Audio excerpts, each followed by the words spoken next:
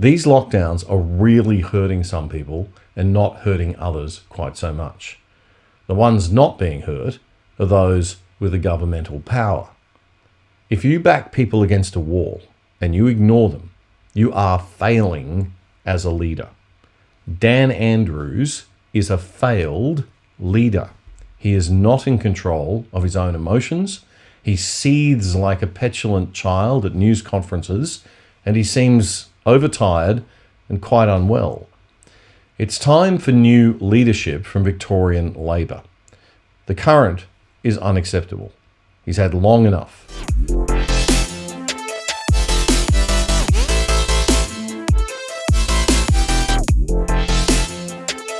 G'day and welcome to episode 59 of The Other Side, your look at the news and opinion from an Aussie classical liberal centre-right perspective, the way it used to be before every journalist in the country decided to descend into woke groupthink and leave common sense looking like a relic from the 20th century. A bit like me. In this episode, the world is laughing at us, and so it should be, because we are a joke. Our leaders are a joke, and they're responding to what we collectively as a nation are telling them we want in the polling, and that is to be nannied and locked up like school kids. Praised for being good when we do as we're told. Good job, Victoria. Well done, Queensland. Keep it up, Tasmania. And then beaten by thugs with guns when we're naughty, because we deserve it. Those stinking deplorables not wearing masks and daring to protest. Shame on them. They're putting all of us at risk. I mean, just because their business has gone bust or they've lost their jobs and they get hit with $5,000 fines and the police will come into their homes and lock them in jail if they dare complain about it on Facebook, but the pollies haven't taken $1 in pay cuts, although they keep insulting us by saying we're all in this together. I mean, all of that doesn't give you the right to walk down the streets of your city in defiance when you've been told to stay home. So shame on you. Your premiers have spoken. Welcome to the other side. The pain and suffering of COVID-19 lockdowns continue to be ignored by all the state premiers. The TV networks continue to scare people witless with their ever-increasing COVID case numbers, which of course are absolutely meaningless if they're not accompanied by the number of tests that are being conducted that day. But even that very blatant statistical omission, which would be obvious to anyone who's completed Year 9 maths, is a bit too much for our TV journalistic crew, our bureaucrats, and our pollies. I've said it before and I'll say it again. We've got to get used to the fact that COVID will come. There will be hundreds of thousands of cases, that is infections. May not be sick, but there will be hundreds of thousands of infections, and there will be hundreds, maybe thousands of COVID deaths with or of COVID. Just as there are thousands of flu and pneumonia deaths every year. It's tragic, but it's part of the reality of life. You know, people are arguing as if there's some kind of option to this. There isn't. We have to open up eventually. This lockdown madness has got to end. Now, we covered why extensively in episode 57. If you haven't watched it yet, make sure you check it out. But simply put, lockdowns themselves are causing more health issues and death than opening up would. They're causing massive economic pain to our country, which in turn leads to deaths and suffering. And thirdly, something with 2/3 of Australians don't seem to care too much about because they've never known what it's like to live without it. Liberty and freedom and individual rights are taken away without consent and through the abuse and misuse of state of emergency laws. And for at least 1/3 of us, that is extremely serious stuff. But there remains only one political party who seems to understand this stark reality, and that is the reinvigorated Liberal Democrats. They launched their COVID policy this week. Queensland Liberal Democrats Party leader Campbell Newman outlined the plan on Sky News' Outsiders show last Sunday morning. Our policy, which is on our website today, is all about a very clear, very straightforward plan to get us out of this COVID mess. So it really starts, I suppose, with a number of initiatives we can do right now. But going to Freedom Day, we're saying that by the 4th of December this year, according to all the stuff we're hearing from our political leaders, anybody who wants a vaccine in this nation will have been able to get it. And I'm talking about access there, freedom of choice. And on that day, having told people about the benefits and the risks, etc., and the protection that a vaccine may offer you to COVID-19, and I've certainly had mine, we then have to open up.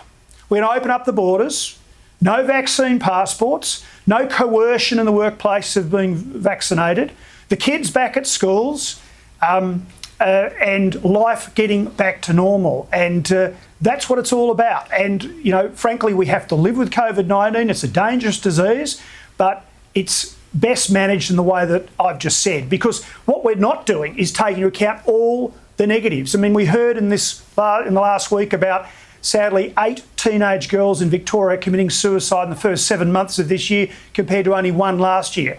Huge increases in self-harm and presentation at hospitals. But remember how Dan Andrews' CHO, Brett Sutton, reacted last week when presented with the news of the 700% spike in female teen suicide in Victoria? We've had 8 females under the age of 18 die by suicide, according to the latest coronial data between January and July this year. That's the highest number in 5 years. 51% increase when it comes to teenage self-harm at emergency departments. I mean, how are you preparing, or how do your rules take that into account, given this mental health emergency that we've heard so much about? These are absolutely tragic circumstances, but I've been asked this question 100 times. It's always the same answer, that the alternative is that this goes on for longer and it's harsher, or we suffer hundreds of deaths, literally hundreds of deaths. Yes, which we are going to suffer anyway, because we cannot stay locked up forever and we cannot avoid this thing. Sure, we can get people vaccinated if they want to be vaccinated. But vaccinated or not, today or in 6 months' time, COVID is something that hundreds of thousands, maybe millions of us will have to be infected with, and we have to learn to live with. Back to Campbell Newman. Lockdowns work if you're only measuring one thing, which is one metric, one measure, which is just COVID cases. But let's ignore the fact that there are kids committing suicide. And by the way, the Daniel Andrews government seems to be suppressing information on mental health issues. There's the businesses that have folded. There's the livelihoods have been smashed. There are people protesting because they've lost their jobs and they see no future. So what we're saying is the lockdowns are a blunt instrument that are smashing Australia and our freedoms and our liberty. What we need to do is start to unravel this. We need our politicians to admit, Daisy, they have dug themselves into a hole, 3/4 of the way to actually red China.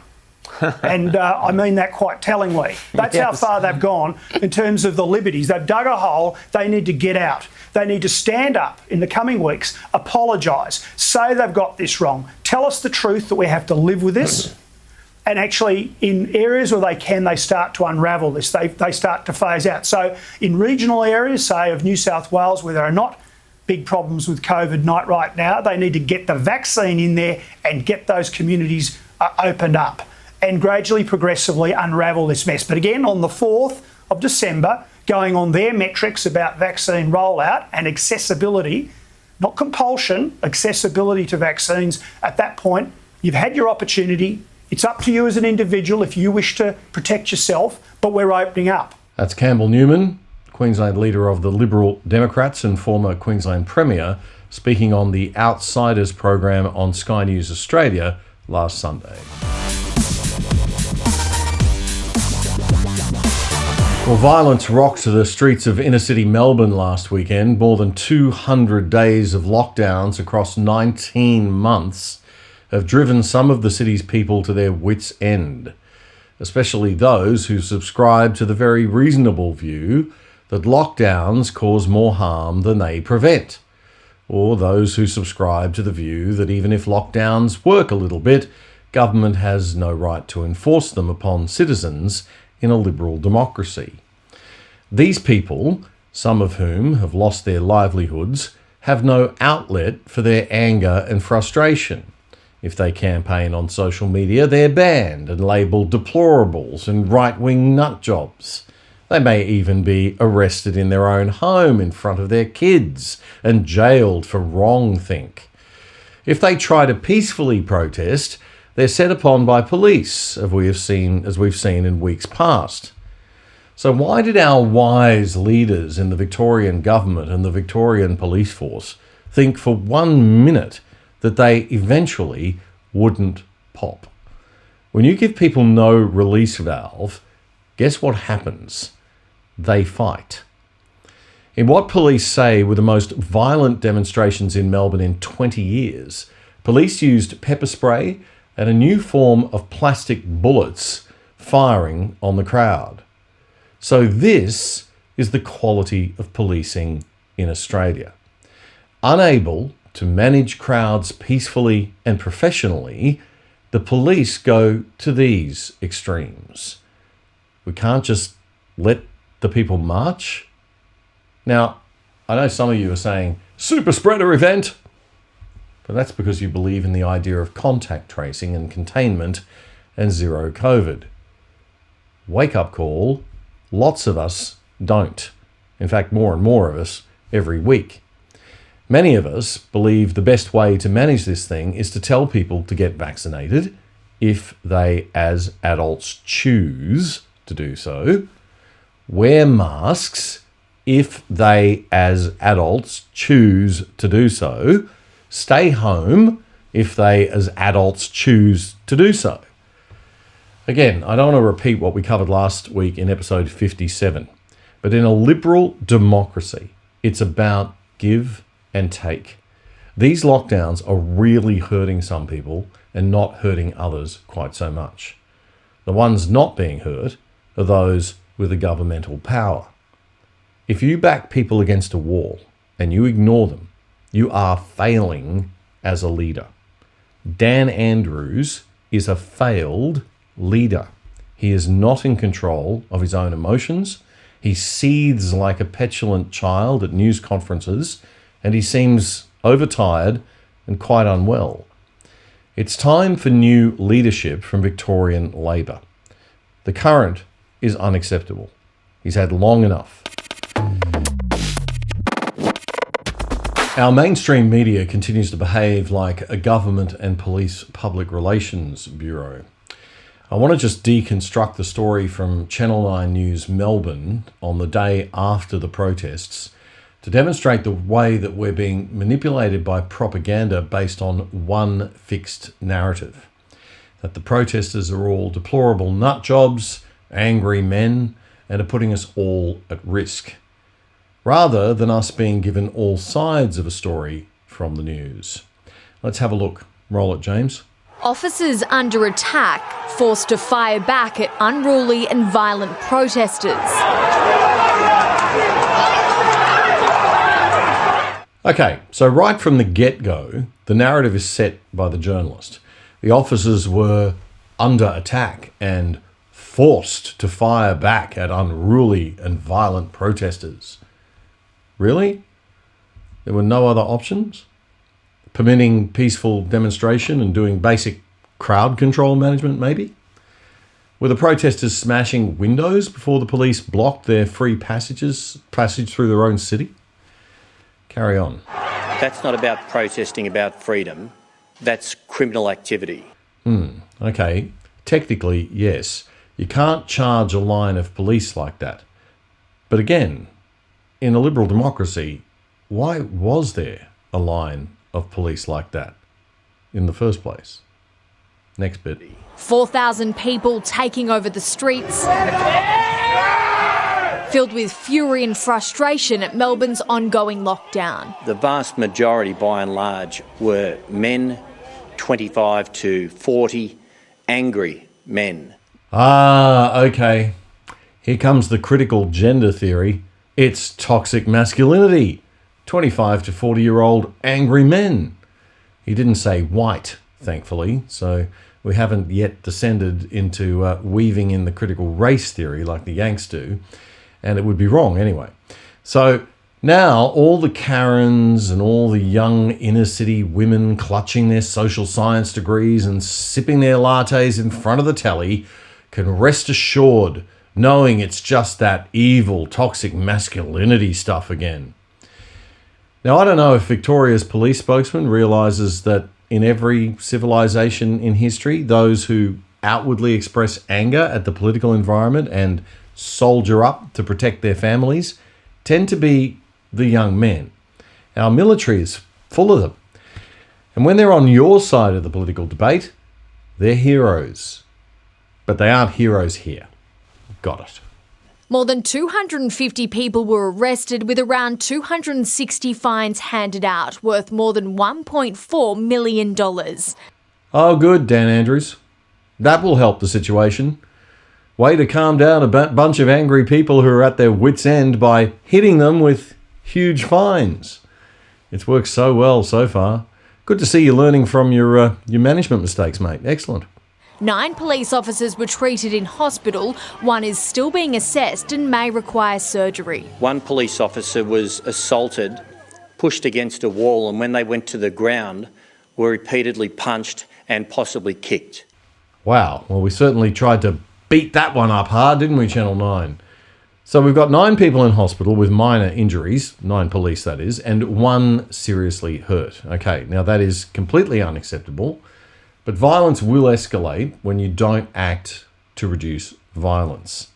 I hope the police union in Victoria is having a bit of a word to the commissioners and the Labor government about their crowd control strategy here, putting members' safety at risk. All right, now the other side of the story from the protesters' perspective, right? We saw stubbies being thrown, we saw glass being thrown, people came armed. That seems fairly apparent. Armed with shields, rubber bullets and pepper spray, the riot squad was prepared, but nobody expected this. What we saw yesterday was probably one of the most violent protests we've seen in nearly 20 years.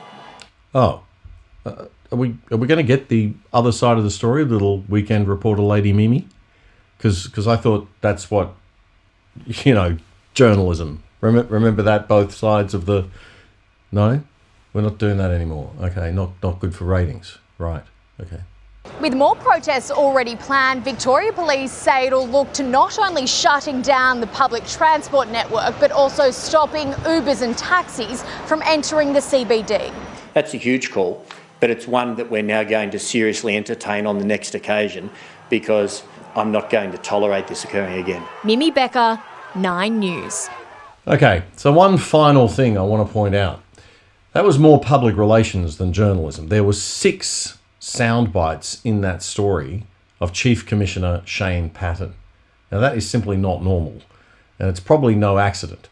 It's the work of Victorian Police Media Liaison to totally control the narrative. And Channel 9 will be getting something back for that. Here's Channel 7's story on the protests from the night before now. Pepper spray was used by police in Melbourne after violence erupted in the CBD.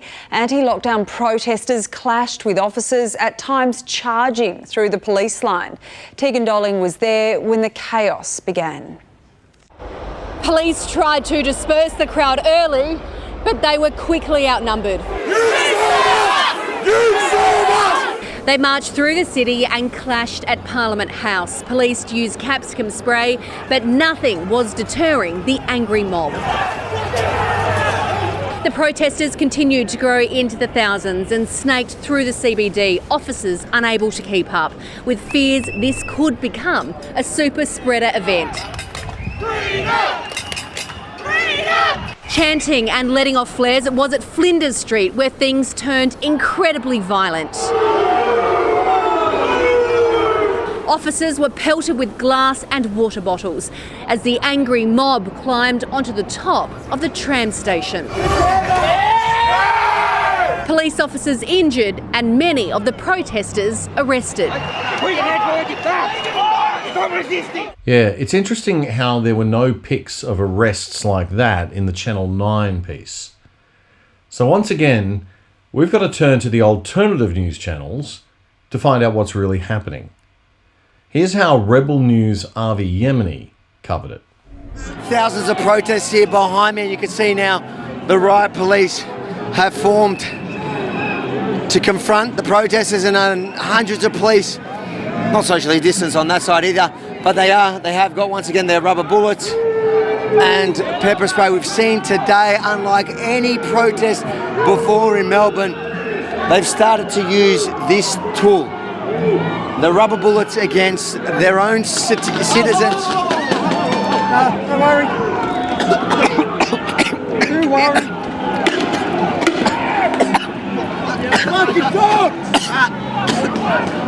So they're firing tear gas now on the crowd, at our legs. This is the state of freedom in Melbourne, Australia. We're reporting on a protest. The only danger you face is from police. That didn't seem too provoked, Commissioner Patton. And why didn't we see this shot on the TV news? As you can see behind me, thousands of protesters now have descended on Melbourne's CBD. Moments ago, the police indiscriminately spraying the crowd with pepper spray. Riot squad coming out and chasing, hunting, arresting protesters they can catch. That's a lot of people. Avi Yemeni for Rebel News there. Police were using all sorts of techniques to corral and separate the crowd into manageable groups, literally running them out of the city. What you've just witnessed is the crowd of thousands overwhelming police.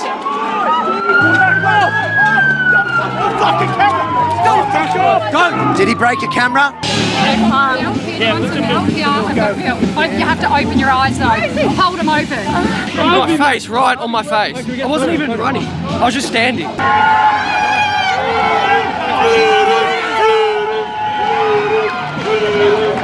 You're not worried about getting done for that flare? All I know, the flares just signal a sign of distress, and that's what the Australian people are experiencing. Distress. I'm a playwright. I am not the enemy. I am an Australian. There are monuments in every town, in every city, to people who fought and died for our freedoms. It is not ours to give away. It is not theirs to give away. They were down there using BB guns on us. This is wrong. This is absolutely wrong. It's a disgrace. Good job. Yes, he's the number one reporter in Melbourne. He is the They've gone in three directions. 1, 2, 3 police picking off anyone they can get. Stuck in the middle. This is what we've been seeing all day in Melbourne, Australia. Tear gas, rubber bullets. So some great work yet again from Avi Yemeni from Rebel News. We'll have the link, you know where, to the full report. Another good source of alternative news is our friend at the Real Rukshan. People, as they were walking there, protesters were hurling stuff towards the police. I think water bottles. I think I saw like a glass bottle, and I saw the flares being thrown. So the police aren't being dishonest there that some people in the crowd were doing that. But was it the vast majority? No. It was actually a very small minority of people doing that. And again, I think a lot of that agitation, a lot of that ability for them to kind of be in that aggressive mood was caused by the incident that happened maybe 20 minutes prior at the Parliament House. But let's have a look at some of this footage here.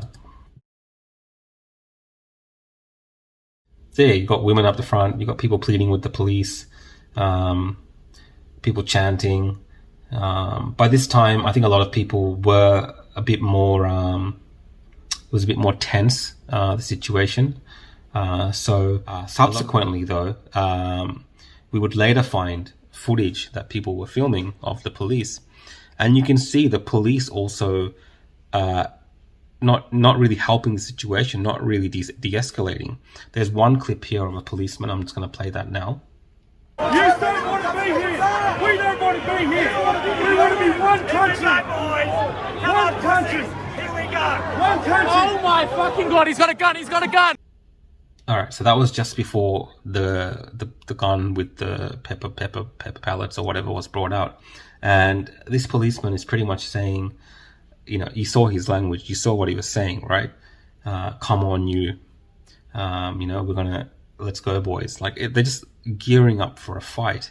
So there is like a point to prove as well for these police officers. Like, they want this battle. Of that 4,000 people, a number of those, and a very small number, I believe, from what I've been briefed on, were families and a couple of children.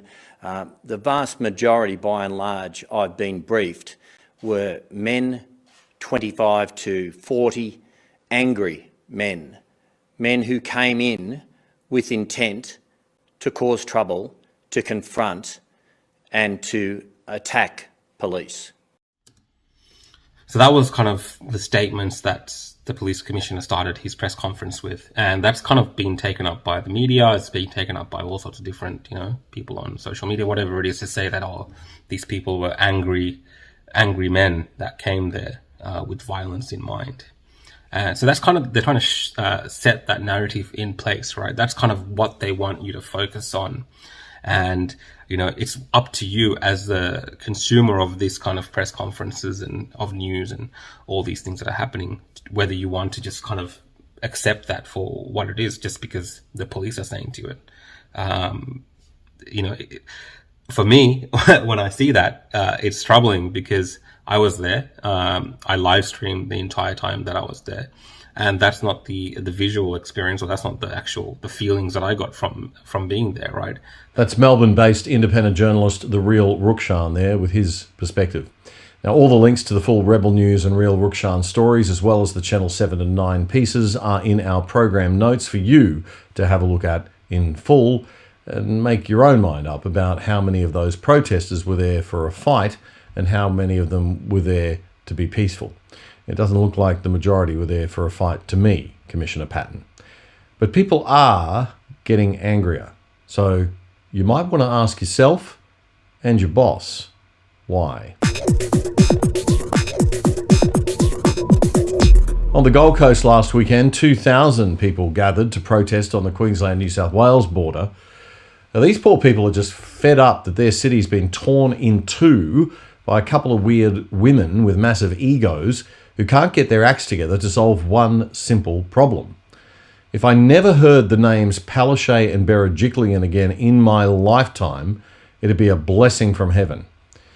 It's only been a year or so that these two pathetic princesses have been unable to come up with a sensible solution for this mess.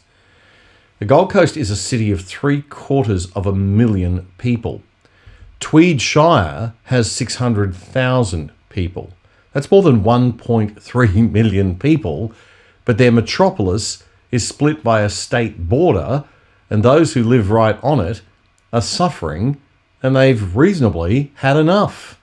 Upset citizens with genuine concerns. I can't go over there to get my cancer treatment. Just to make a stand for people that don't have the option to obviously go to work. I work locally. I live at West Tweed and I work in Currumbin. I can nearly throw a stone and I can't go to work. But here's what the Deputy Premier of Queensland, good old Stephen Miles, told Channel 9 News about it all. They put their own safety at risk as well as the safety of the community, and I'm frankly pretty disgusted. Okay. Steve-O's pretty disgusted, folks. Naughty, naughty, boys and girls. Remember what we told you. Maybe the people who live on the state border thought they lived in one united country. Silly idiots. Where'd they get that idea from? Federation or something? No, Steve, we're disgusted with you, old mate. We're disgusted that we pay you what we pay you, and you've never taken a pay cut, and you and your pathetic Premier and her southern evil twin sister can't work out something as simple as a border bubble for a city. I know Daddy ScoMo is off with the Pixies and can't make a decision to save his life, but you girls need to stop fighting and be grown up about all this and work it out. I think the best way to deal with them is to speak to them like children, the same way they speak to us. But there is an adult in the room, it seems. Victorian police could learn a thing or two from this bloke. So what we did is assisted the protesters in guiding them around the streets of Coolangatta so that they could conduct their activity safely. Wow, that is how you handle a protest. Good crowd control, allowing citizens in a free liberal democracy to have their say and to do their thing. Now, look, they are a bit eccentric on the Gold Coast. It took a bloke on a horse to lead the charge across state lines. Go across the border! Cross over! They cannot arrest all of us! You gotta love it. But 2,000 people, that's a big protest for the Gold Coast. It might be time for Anna and Gladys to get their act together. Remember the old Australian left? The mob that used to stick up for civil liberties and human rights and free speech and all that good stuff before they went all woke and decided that Orwellian thought and speech policing was a really good hobby? Well, finally, they may be waking up to themselves. Like, really waking up. Like, waking up from wokey waking up. It seems the horrific images of police firing on protesters has stirred their near-dead sense of liberty and roused some kind of tiny remaining droplet of anti-authoritarianism. That old ideologue of the ABC and God to Labour-lovey Australia, Kerry O'Brien, has spoken out, telling the Sydney Morning Herald that he is concerned the imagery of such a substantial and aggressive use of police action, coupled with the increasing military presence of uniformed soldiers in the streets and manning border roadblocks, will set an unfortunate precedent, end quote. Thanks for catching up, Kerry. He says Australia's drift towards authoritarianism is the most serious threat to a free press. My God, the left have woken up. Sing it, fellas. Hallelujah! Hallelujah! Hallelujah! Hallelujah! Hallelujah! I feel better already. I've been concerned this country has been descending into a nanny state hell for the past 20 years. That's why I started this podcast when I moved back just over a year ago. But I think this weekend we reached peak nanny state. To get perspective on things, it helps to watch the foreign news and see how the rest of the world sees where we're at. Now, lefties will dismiss this as, it's just Tucker Carlson on Fox News. Oh, yes. Just America's highest rating cable news show. Nothing to see here, folks. From mid-July until last week, the entire nation of Australia, that's 25 million people, has averaged about 1.5 COVID deaths per day out of 25 million people. And that has been enough to justify the end of Australia and totalitarianism. In one recent case, which really does say it all, authorities executed rescue dogs, shot the dogs to death, to prevent Australian dog lovers from traveling to adopt the dogs. Leaving your home is no longer allowed. So they just killed the dogs. And the population put up with it. They were told they had to. Nightly news in Australia now looks like a science fiction film. One recent report described a 27-year-old fugitive. Was he a mass killer? No. He had dared to venture outside of his apartment complex. For doing that, for leaving the building, the media showed surveillance footage of the man entering an elevator and then, brace yourselves, sneezing without covering his face. There was no one else in the elevator at the time. For that, there is now a nationwide manhunt underway. An arrest warrant for this man has just been issued. We're not making this up. Tucker Carlson's takedown of Down Under continued for 4 straight minutes, pointing out our lunacy in a way that only an outsider can when a friend has lost all perspective. One Australian news outlet just reported, and we're quoting, "A tip to Crime Stoppers has blown the lid on a church service attended by 60 adults and children. The gathering has been described as selfish and arrogant," end quote, for going to church. So what else in Australia is now considered, quote, selfish and arrogant? It's not just going to church or leaving your apartment or trying to adopt a dog. Watching the sunset is also selfish and arrogant. Watch. There's a whole bunch of people down the Ryback Beach last night who thought the best thing to do was to go and watch the sunset. I'm sure it was a beautiful sunset. But that's not in the spirit or in the letter of these rules. Scolded for watching the sunset, executing rescue dogs, a nationwide manhunt for a guy who sneezed alone in an elevator. Yes, we so like to be scolded by our leaders in a way that Americans don't. It's just a weird trait of ours. But most disturbing of all was Carlson's scathing and incisive diagnosis of how we really have lost all perspective. No one in Australia is laughing at this. No one can stand back far enough to see the lunacy on display. They're too far gone. Why are you arresting me? What did I breach? What did I... Someone get captured!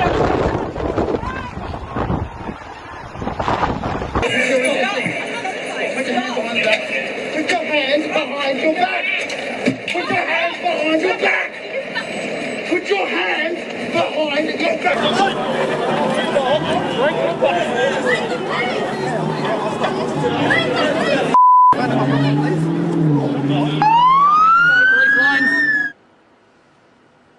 If that were Iran, if that footage was shot in Tehran over the weekend, we'd all tug our chins and say, of course, the mullahs, they're not like us.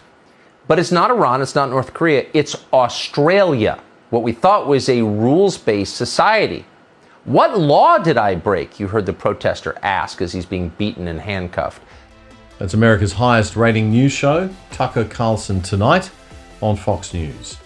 And on that note, my fellow Australians, it's goodbye until next time.